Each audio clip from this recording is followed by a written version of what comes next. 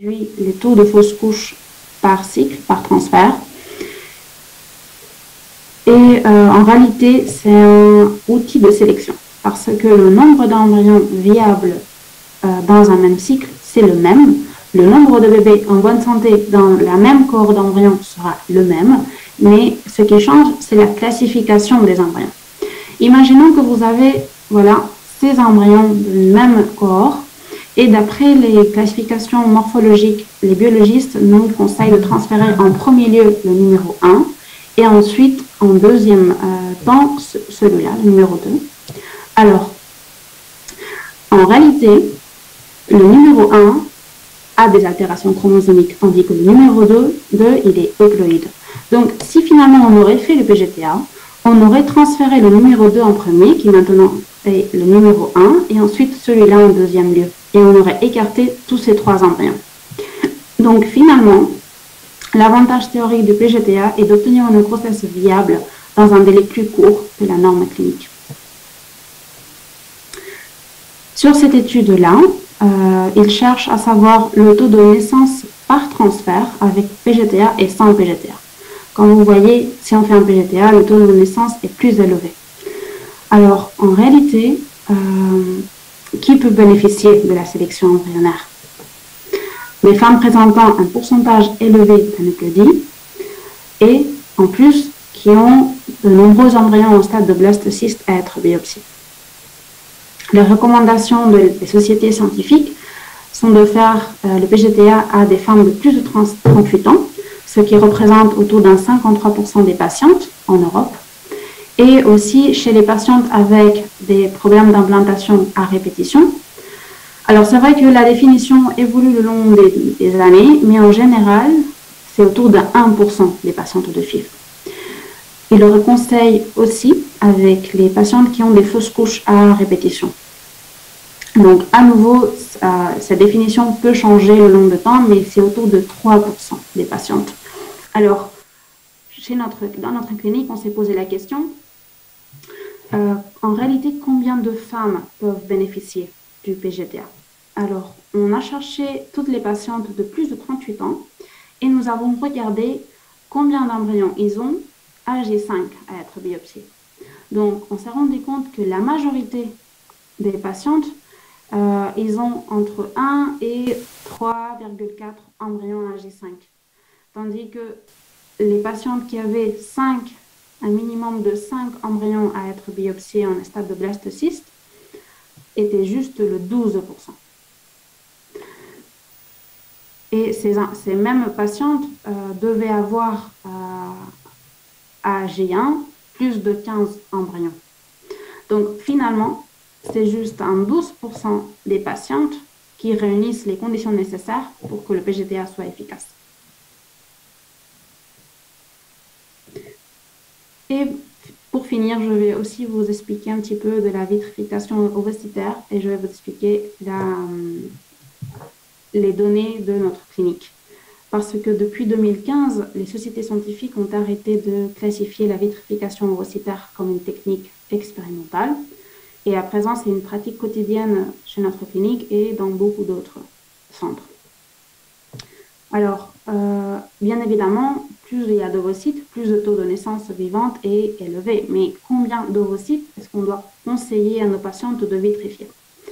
Alors, pour un même nombre d'ovocytes congelés, les taux de grossesse sont différents en fonction de l'âge. Par exemple, si une patiente a 40 ans et elle congèle 20 ovocytes, elle n'a qu'un 35% ensuite d'avoir un enfant. Tandis que si la patiente elle a 35 ou moins, les taux de grossesse, les taux de naissance sont bien plus élevés. Donc finalement, notre clinique conseille de congeler un minimum de 15 ovocytes mûrs en métaphase 2. Alors, dans notre clinique, on utilise une stimulation ovarienne classique pour la vitrification ovocytaire. On utilise des protocoles d'antagonistes et ensuite on fait la décharge ovulatoire avec des agonistes. De cette façon, on diminue le risque d'hyperstimulation ovarienne et c'est le protocole qui est indiqué dans les cas de vitrification ovocytaire. Alors, voici les données des patientes qui ont fait des vitrifications ovocytaires entre 2011 et 2019. Nous avons fait un total de 2103 cycles et 1853 fonctions folliculaires. Et il y avait en total 1481 patientes. Donc, il y a des patientes qui ont fait plusieurs fonctions folliculaires pour accumuler d'ovocytes. L'âge moyen des femmes qui sont venues à la clinique pour les vitrifier, ça a changé le long des années. On avait une moyenne de 40 ans en 2011 et là maintenant en 2020, la moyenne d'âge était de 37 ans. Ça, c'est les résultats globaux des fonctions folliculaires. Et quand vous voyez, ça, c'est le nombre la moyenne d'ovocytes récupérés et la moyenne d'ovocytes mûrs qu'on a pu congeler. Donc, ça a augmenté un petit peu le long des années, tout simplement parce que l'âge a diminué. Donc, en 2019, la moyenne d'ovocytes qui sont congelés par fonction est de 9 ovocytes mûrs. Alors, qu'est-ce qui se passe avec ces patientes quand elles veulent récupérer ces ovocytes? Des 1467 patientes, uniquement 123 ont fini par les utiliser. Ce qui fait un taux de récupération, un returning rate de 8%. L'âge moyen au transfert était de 41 ans et par contre, l'âge de la vitrification, au moment de la vitrification, est de 38,5 ans. La pratique totalité des patientes, lorsqu'ils ont congelé ces ovocytes, étaient célibataires.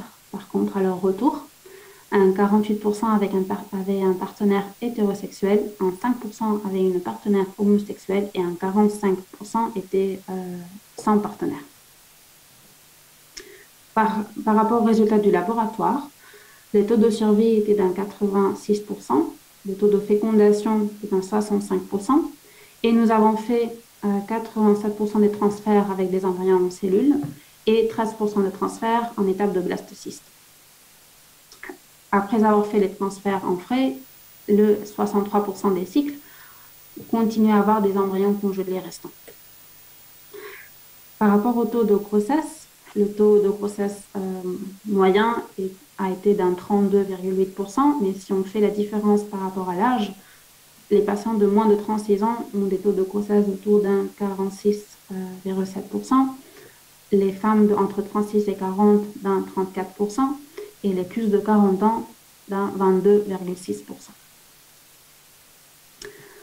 Donc, en conclusion, je pense que c'est très très important que tous les gynécologues conseillent nos patientes avec leur fertilité.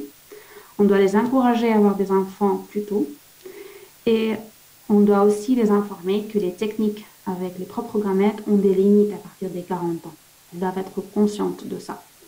Alors, c'est vrai que le PGTA permet d'optimiser les cycles dans ce groupe de patientes, mais finalement, je pense que c'est très important d'informer de la possibilité de vitrifier ses propres ovocytes pour l'avenir. Alors, je voudrais vous remercier et je reste à votre disposition pour les questions que vous pourriez avoir.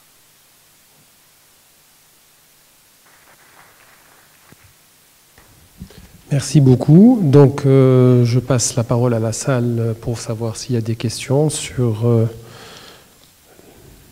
la conférence qui vient d'être présentée. Pour ouvrir un peu les... Oui ? Est-ce qu'il y a encore une place pour l'insémination artificielle au-delà de 40 ans?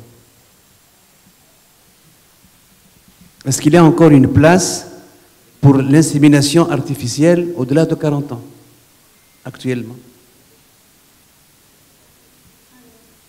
On la conseille quand si une femme a une faible réserve ovarienne, que ça serait intéressant de faire des cycles accumulés d'insémination artificielle, maximum jusqu'à 42 ans, au lieu de faire une FIV, une fonction folliculaire pour récupérer juste un seul ovocyte ou deux ovocytes. Donc oui, effectivement, on doit en parler avec les patientes et il y en a, et leur expliquer les risques et les bénéfices de FIV ou d'insémination artificielle, mais je pense que si on fait plusieurs cycles accumulés avec moins de 42 ans, on a des taux de grossesse acceptables.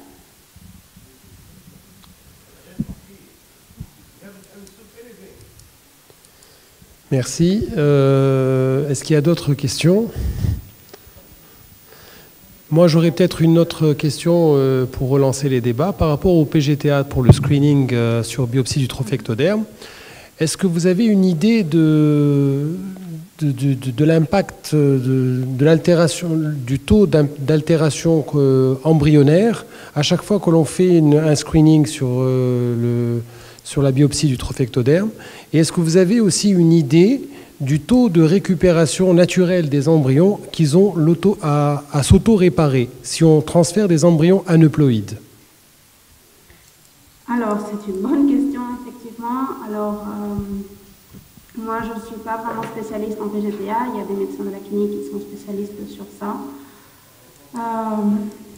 Donc là, maintenant, je ne pourrais pas vous répondre avec des pourcentages, mais effectivement, c'est peut-être qu'un embryon on peut avoir un embryon avec du mosaïcisme, et effectivement, si on a une biopsie d'un embryon qui a un mosaïcisme, peut-être que finalement, la masse cellulaire interne est fluide. Et donc, c'est vrai que ça peut générer que ensuite l'embryon transféré puisse être ensuite donner lieu à une grossesse. Donc, si vous voulez aussi, si vous avez des questions sur ça, je peux aussi demander, vous avez mon mail, donc vous pouvez me poser les questions et je vais vous répondre avec un avis d'un spécialiste. Merci. Et le pourcentage d'embryons altérés, c'est-à-dire que l'on altère suite à la biopsie du trophectoderme? Ça, c'est pareil, j'ai pas un pourcentage, j'ai pas ce pourcentage-là de la clinique qu'on a retrouvé. Je suis désolée. D'accord, merci. Vous rapportez un taux de 11% de grossesse chez les femmes âgées de plus de 44 ans. Donc, c'est un très bon taux à cet âge-là. Et puis, est-ce que vous mettez une limite d'âge maximum pour la prise en charge en FIV, en dehors du don, bien sûr? Oui. Alors, en réalité, on conseille le don d'ovocytes à partir de 43 ans, mais on accepte, ayant informé bien évidemment la patiente des taux de grossesse, qu'on accepte de faire un traitement avec vos propres ovocytes jusqu'à l'âge de 46 ans et 11 mois. Donc, avec 47 ans fait, c'est plus possible.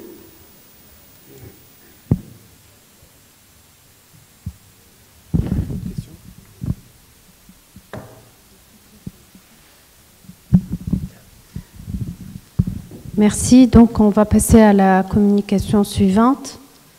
Donc, on vous remercie. Donc, on passe au docteur Laurence Lohmann des laboratoires Cerba pour nous parler du bilan génétique de l'infertilité féminine et masculine.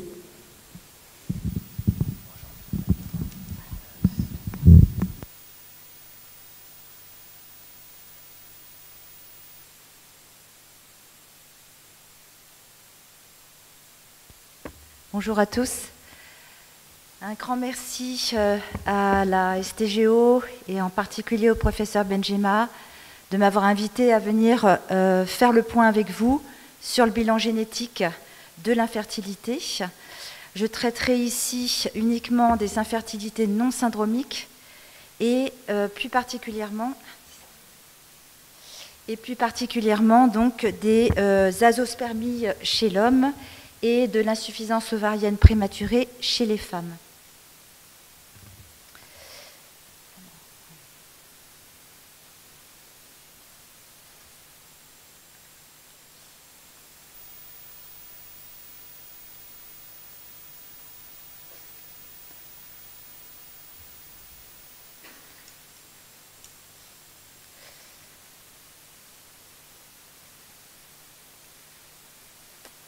Alors j'attends peut-être la première...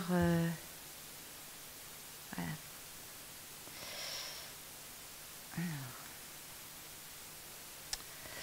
Donc je vous ferai un petit rappel sur le bilan génétique de routine chez l'homme et chez la femme, dans un premier temps. Dans un deuxième temps, je vous montrerai tout l'intérêt des panels de gènes dans les infertilités qui vont modifier la prise en charge du couple et vous montrer l'intérêt d'intégrer ces panels de gènes dans la pratique quotidienne en AMP.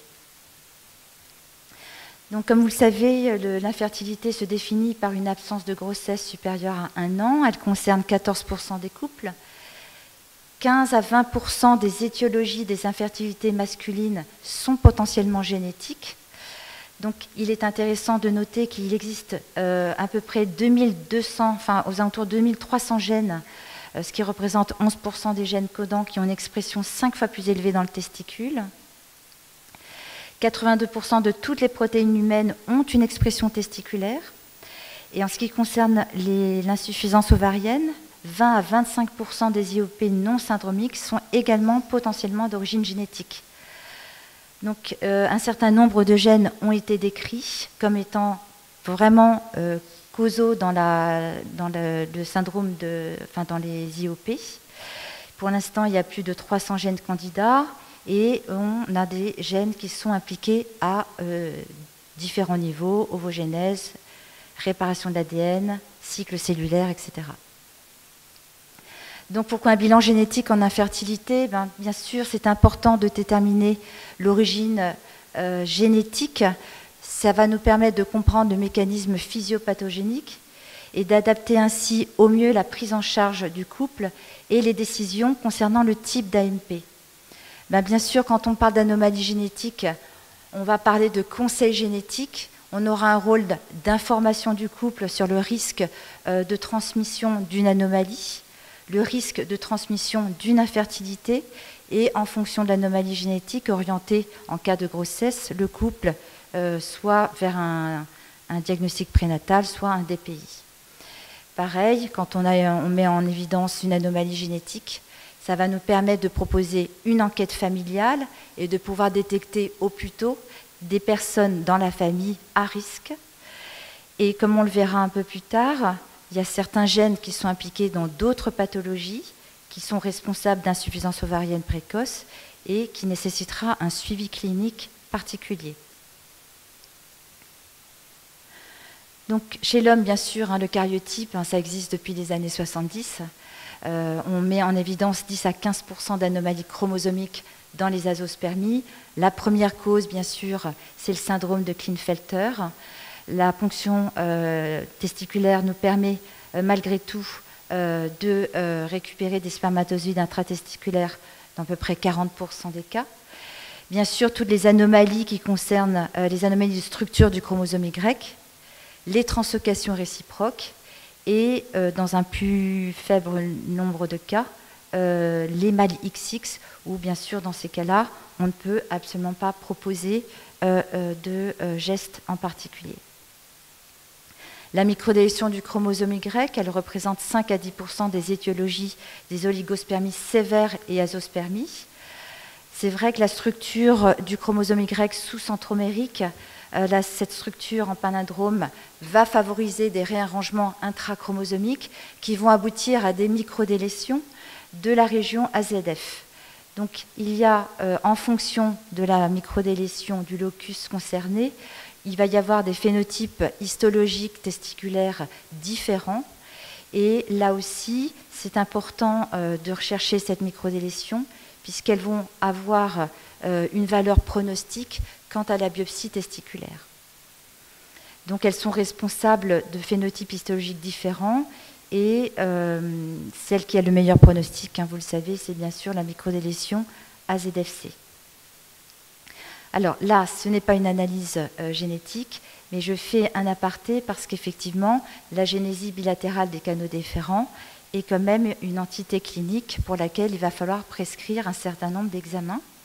Donc la génésie bilatérale des canaux déférents représente 25% des azospermies obstructives.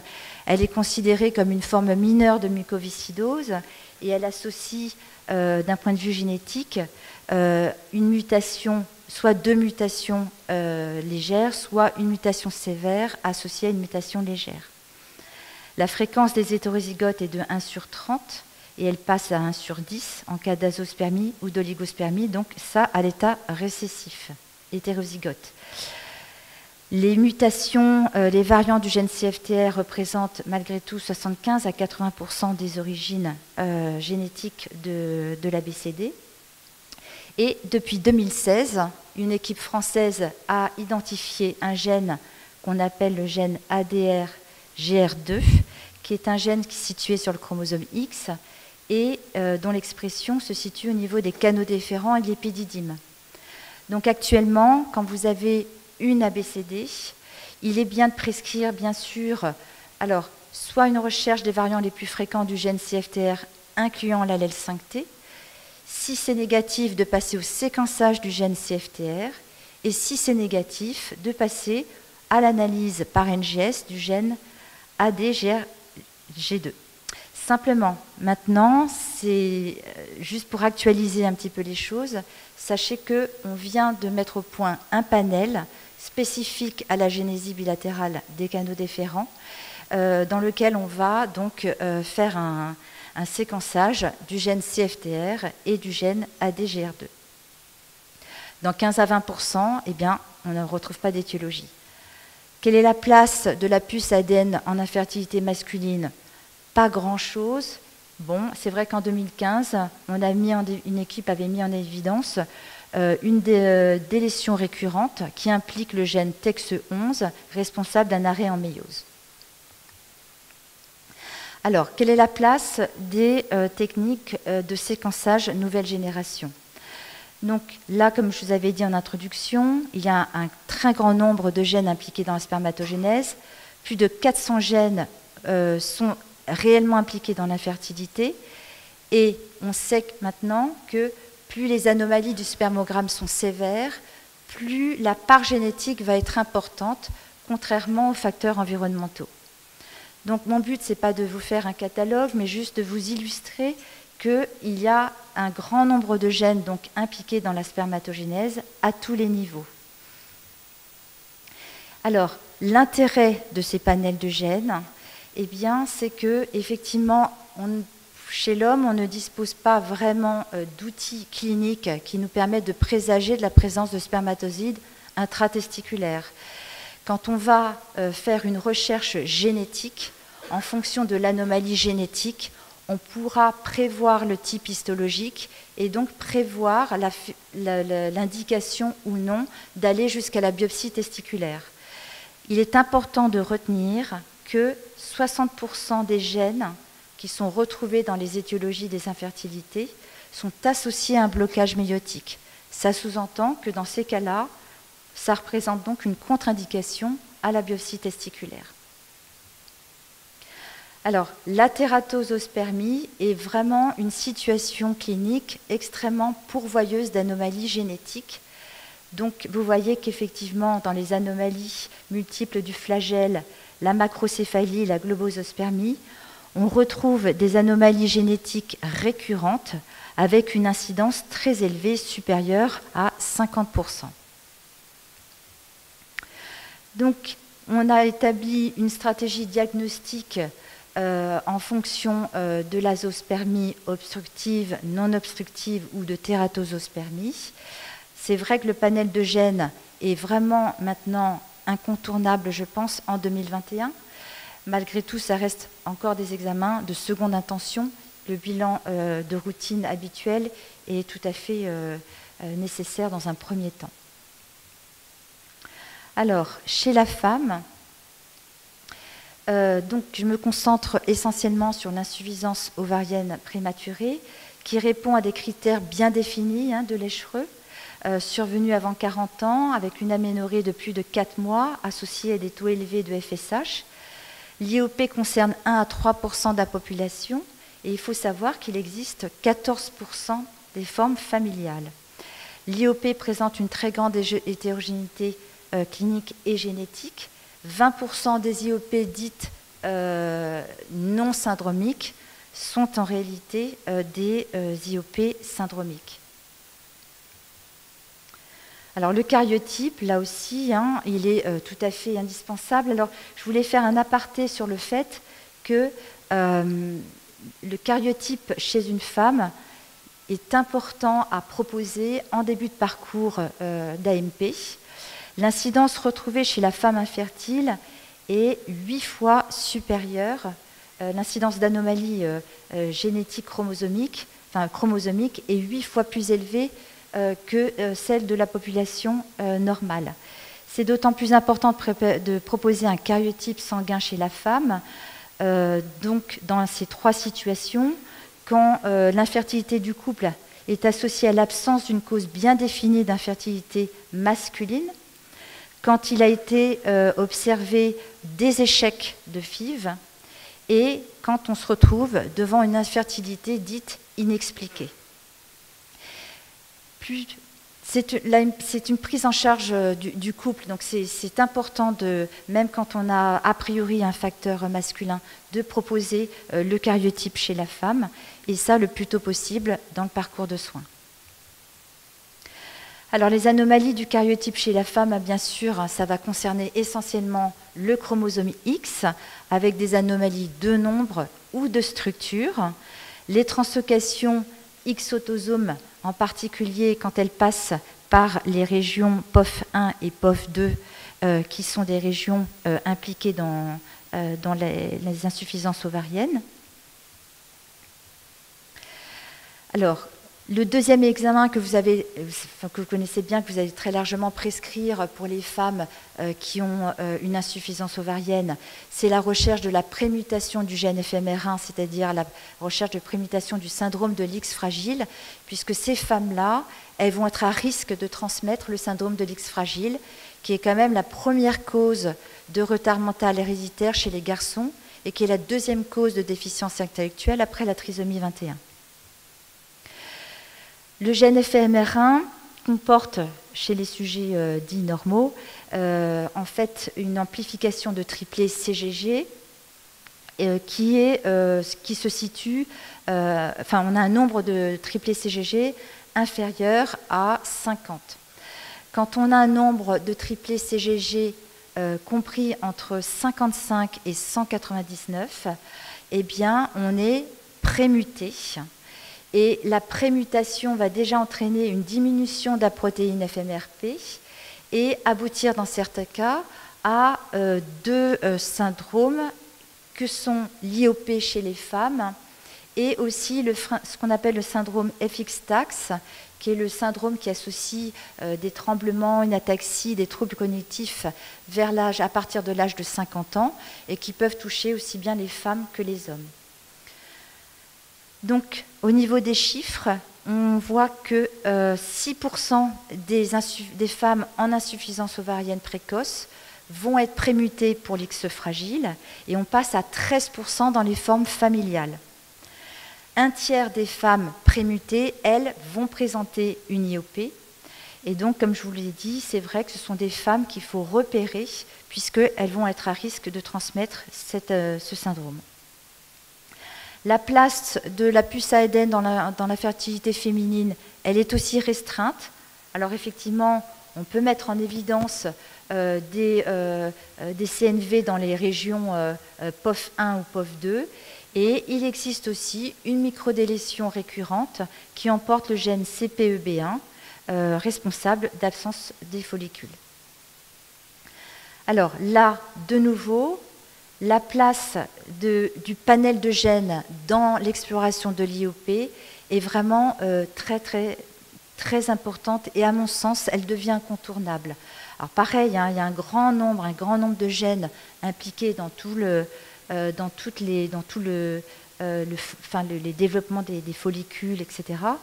Mais ce qui est important de comprendre, là aussi, c'est qu'en fonction du gène qui va être altéré, on va se retrouver avec des situations physiopathologiques particulières. Donc il y a 3 types d'anomalies conduisant à l'insuffisance ovarienne, soit par déplétion du pool folliculaire, où là on va avoir une réserve ovarienne complètement diminuée, voire nulle, ou bien on peut avoir une anomalie au niveau du blocage de la maturation folliculaire. Dans ces cas-là, on a une réserve ovarienne qui est conservée, mais avec une IOP qui est fluctuante. Et en cas de gènes impliqués dans l'atrésie folliculaire, par apoptose accélérée, il va falloir faire vite et donc, dans ces cas-là, envisager très rapidement une préservation de la fertilité. Donc c'est important aussi là de comprendre qu'il y a deux familles principales de gènes impliqués dans l'IOP. La première famille de gènes concerne les gènes de mécanismes de réparation de l'ADN. Or, comme vous le savez, ces gènes-là sont des gènes qui sont impliqués dans des cancers. Et donc, ça va placer votre patiente à risque pour une pathologie tumorale. Et le fait d'avoir identifié un gène de ce type-là va vous permettre de proposer à votre patiente un suivi clinique adapté en raison de cette comorbidité. On nous avait présenté un cas où effectivement, la porte d'entrée était une insuffisance ovarienne précoce et en faisant des panels de gènes, on a identifié un variant du gène BRCA2. Voilà, donc là, dans la littérature internationale, il est maintenant tout à fait clair que l'exploration moléculaire par panel de gènes rentre dans le parcours de soins, enfin de l'insuffisance ovarienne. Et là aussi, on a une certaine stratégie diagnostique pour la patiente qui présente une insuffisance ovarienne précoce. Alors dans nos panels de gènes, en ce qui concerne l'azoospermie, on a à peu près 90 gènes. Dans le cadre de l'IOP, on propose un panel de gènes d'environ 70 gènes. C'est un panel qui évolue au fur et à mesure. Donc effectivement, en début d'année 2022, on aura rajouté encore d'autres gènes. On colle à la littérature. Tous les gènes qui ont été sélectionnés ont bien sûr fait l'objet de publications. En pratique, vous avez donc une feuille d'analyse qui est en fait une feuille commune à l'exome, puisque la technique de base est la même. Donc c'est une feuille de NGS et en fait, au dos de cette feuille, vous pouvez choisir le type de panel que vous désirez. Alors, on est également très très souple, c'est-à-dire que si vous désirez un panel à façon, il y a des équipes qui nous demandent des panels à façon avec pas beaucoup de gènes, donc on peut tout à fait vous proposer cette même démarche. Voilà, on a un consentement qui est bien particulier. Donc, pour conclure, le bilan de routine reste bien sûr incontournable. En 2021, le panel de gènes va vraiment élargir le champ diagnostic moléculaire d'une façon extrêmement intéressante. Elle permet quand même 25 à 30% de diagnostic en plus. Et il faut savoir que dans notre technique de panel de gènes, on peut également identifier les CNV, c'est-à-dire les variants, c'est-à-dire ce que fait les puces à ADN. Donc, étant donné que c'est quand même il y a une complexité dans l'interprétation de ces variants, on a choisi de vous rendre, bien sûr, que les variants classe 4 ou 5, c'est-à-dire probablement pathogènes ou pathogènes. Et donc, pour terminer sur la finalité de ces analyses-là, vous voyez bien que le panel de gènes va vraiment permettre d'améliorer la prise en charge du couple en fonction de l'anomalie génétique identifiée. Chez l'homme, y a-t-il une contre-indication à l'ABT? Chez la femme, d'envisager une cryopréservation ou alors de lui proposer une FIV ou un don d'ovocytes. Alors, juste aussi pour terminer, il faut savoir que la Haute Autorité de Santé en France a établi un protocole national de diagnostic et de soins en collaboration avec les spécialistes du Centre de référence des maladies endocriniennes. Et ça, c'était pour vous dire que les choses bougent énormément en ce qui concerne l'IOP et qu'avec ce genre de protocole, l'IOP est vraiment reconnu comme une maladie. Et il est clairement spécifié que le panel de gènes doit faire partie de l'analyse étiologique. Je voulais remercier mes deux biologistes moléculaires préférés, Jean-Marc Costa et Armel Luscan, qui ont fait un énorme travail sur la mise au point de ces panels de gènes. Toute l'équipe, bien sûr, du laboratoire CERBA, et je vous remercie pour votre attention.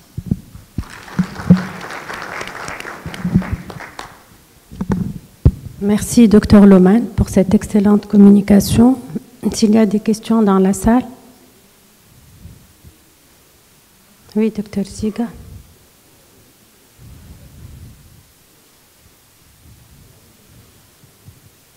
Merci beaucoup pour votre excellente présentation et très didactique.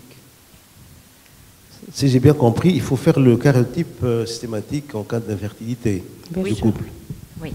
C'est pas habituel, ça. Et très tôt dans le parcours. Est-ce que vous pouvez nous expliquer ce que c'est le gène F? Ça veut dire quoi? M et R, ça veut dire quoi? FMR1, c'est Fragile Mental Retardation. Et M, c'est quoi? Mental. Fragile Mental Retardation. Fragile Mental Retardation. Ah, mental ou R. Oui, mais ça peut toucher les filles, ça donne une IOP, c'est Ah, retardation. Ok. Voilà. Dans le cas où il y a un blocage de la maturation folliculaire, quelle est la solution? Alors, vous voulez dire... Ça veut dire qu'il y a une ménopause prématurée plus de l'AMH qui est normale. Alors, non, si vous avez un gène identifié en cause dans le blocage de la maturation ovocytaire, on se retrouve malgré tout dans un contexte où on peut avoir une réserve ovarienne préservée, mais on peut avoir des IOP fluctuantes. Je n'ai pas compris la solution. La solution, c'est que après, c'est difficile de généraliser. C'est vraiment en fonction du gène qui a été identifié.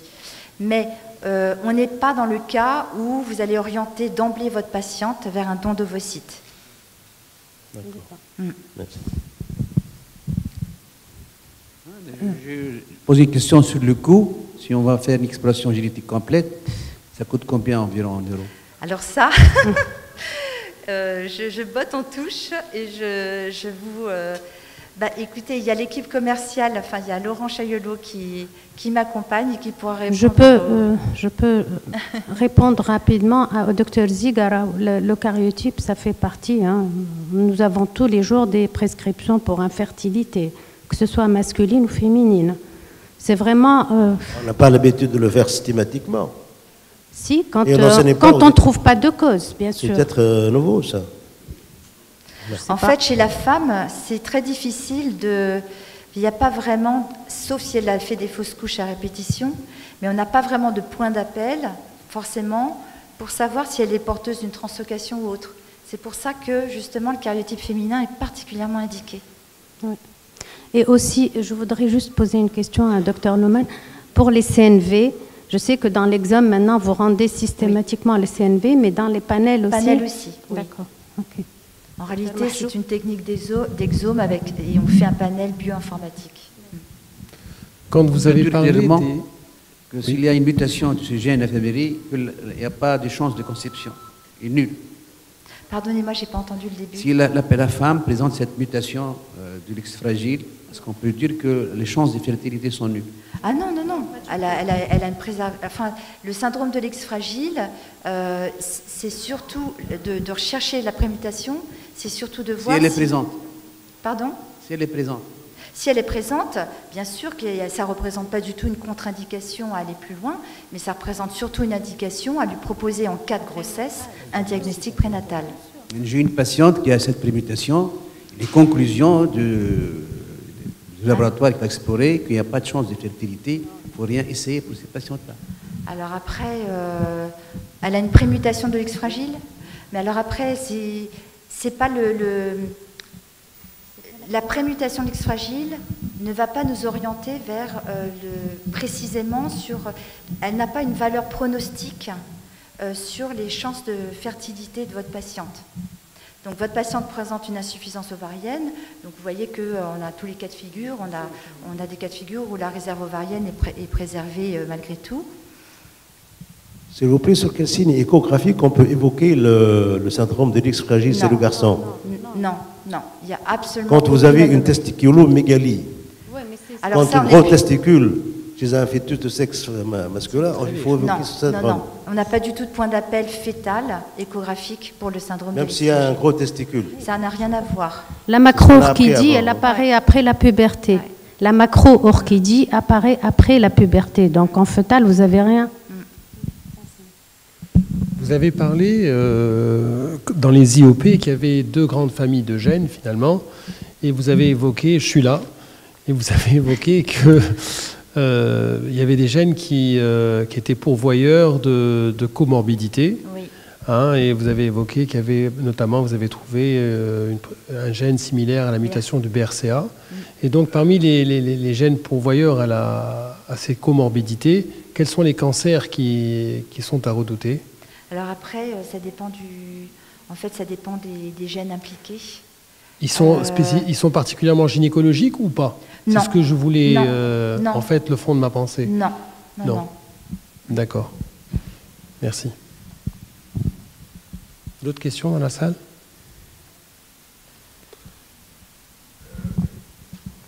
C'est bon. Merci, docteur Neumann. Merci beaucoup. Et sans plus tarder, on va inviter le docteur Khaled Mahmoud à nous présenter les échecs répétés d'implantation. Donc vous avez 30 minutes. Merci.